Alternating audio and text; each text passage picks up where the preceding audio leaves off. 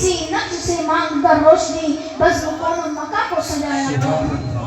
10 روپے کی لائٹ. یقیناً آپ کا نور اول ہے اور افضل بھی، جیسے کہ اس واقعے سے ظاہر ہوتا ہے. حضرت آدم علیہ السلام اپنے بیٹے حضرت شیش علیہ السلام کو آخری وقت میں وصیت کرتے ہوئے بتا رہے ہیں، فرما رہے ہیں کہ اے شیش، کیا آپ صلی اللہ علیہ وسلم کو معلوم بھی ہے کہ تمہاری پیشانی میں اتنی چمک کس چیز کی ہے؟ تو حضرت شیش علیہ السلام نے لاعلمی کا اظہار کیا. تو حضرت آدم نے فرمایا اے میرے بیٹے، یہ ایک نور ہے، اور فرمایا یہ ایسا ویسا نور نہیں بلکہ اس ذات اطہر کا نور ہے جس کے لیے یہ زمین و آسمان بنائے گئے. اور فرمایا اے میرے بیٹے، اس نور کی حفاظت کرنا، اور آپ کی بہت سی فضیلتیں بیان کی. دوستو، حضرت شیش علیہ السلام عرض کر رہے ہیں کہ ابا جان، کیا بیٹے کا رتبہ باپ سے بھی زیادہ ہوگا؟ تو حضرت آدم علیہ السلام فرما رہے ہیں ہاں، کیونکہ اللہ تعالیٰ نے ان کو نوازا ہے اور ان کی برکت سے ان کی امت کو ایسی بات عطا فرمائی جو مجھ کو بھی نہیں ملی. اول تو یہ کہ مجھے ادنیٰ سے قصور پر جنت سے نکالا گیا، اور ان کی امت ہزاروں گناہ کریں گی لیکن پھر بھی وہ جنت میں جائیں گی. اور یہاں تک کہ تو خدا تعالیٰ نے مسلمان کے ہاتھوں میں جنت کو فروخت کر دی ہے. قرآن کہتا ہے ان اللہ اشتری من المؤمنین انفسهم واموالهم بان لهم الجنہ. بے شک اللہ تعالیٰ نے مسلمانوں کے ہاتھوں میں ان کی جانوں اور مالوں کے بدلے جنت کو فروخت کر دی ہے. بس جنت ان کی مملوک اور وہ اس کے مالک ہے. دوسری یہ کہ اے شیش، جنت میں رہا لیکن جنت میرے لیے عاریہ تھی، اور امت محمدیہ جنت کے باہر رہ کر بھی اس کی مالک بن گئی.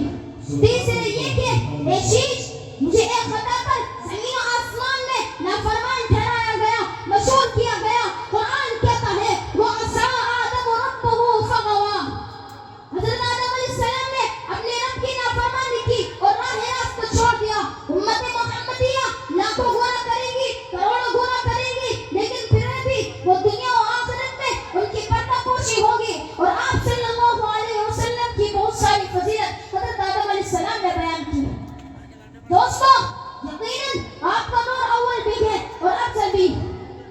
پھر آپ کا نور منتقل ہوتا رہا. ایک وقت آتا ہے کہ جب حضرت ابراہیم علیہ السلام آپ صلی اللہ علیہ وسلم کو اللہ سے مانگ کر لیتے ہیں دنیا والو، یہ اتنی بڑی نعمت آپ کو ایسے ہی نہیں ملی، بلکہ حضرت ابراہیم علیہ السلام نے آپ کو اللہ سے مانگ کر لیا ہے. اس چیز کا ذکر قرآن پاک میں اللہ فرما رہے ہیں. قرآن کہتا ہے ربنا وابعث فیہم رسولا منہم یتلو علیہم آیاتک ویعلمہم الکتاب والحکمۃ ویزکیہم انک انت العزیز الحکیم.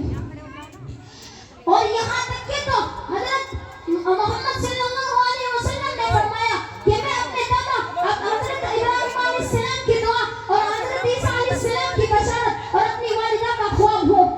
آپ کے دادا عبد المطلب خواب دیکھتے ہیں کہ ان کی پشت سے ایک چاندی کی زنجیر نکلی جس کا ایک کنارہ آسمان میں، دوسرا کنارہ زمین میں، تیسرا کنارہ مشرق میں، چوتھا مغرب میں تھا، جو کہ سورج سے کہیں زیادہ روشن تھی. پھر وہ زنجیر ایک خوبصورت درخت کی شکل میں منتقل ہو گئی اور اربوں عجب کے لوگ اس کو سجدہ کر رہے ہیں. اور یہاں تک کہ تو یہ بھی دیکھا کہ قریش کے کچھ لوگ اس کے کاٹنے کی فکر میں لگے ہیں. اس درخت کے پاس ایک خوبصورت جوان کھڑا ہے جو ان لوگوں کی آنکھیں پھوڑ دیتا ہے، کمر توڑ دیتا ہے. حضرت عبد المطلب کی بھی خواہش ہوئی کہ اس کی شاخ کو پکڑے، لیکن ان کا ہاتھ وہاں تک نہ پہنچ سکا. تو معلوم کیا تو بتایا گیا کہ عبد المطلب یہ نور ہے اور یہ نور تمہارے نصیب میں نہیں. عبد المطلب اس خواب سے گھبرا گئے اور کسی سے معلوم کیا تو بتایا گیا کہ آپ کے یہاں آخری نبی الزمان پیدا ہونے والے ہیں اور وہ پوری دنیا پر حکومت کریں گے. پوری دنیا ان کے نور سے روشن ہوگی. اور جو جوان اس پیڑ کے پاس، اس درخت کے پاس کھڑا تھا، وہ فرشتہ ہوگا جو ان کی حفاظت پر مقرر ہوگا. اور عبد المطلب کی بدنصیبی ہے کہ اب وہ ان کا ایمان نہیں پائیں گے. وآخر دعوانا الحمدللہ رب العالمین. ماشاءاللہ، سبحان اللہ. سیرت پاک صلی اللہ علیہ وسلم پر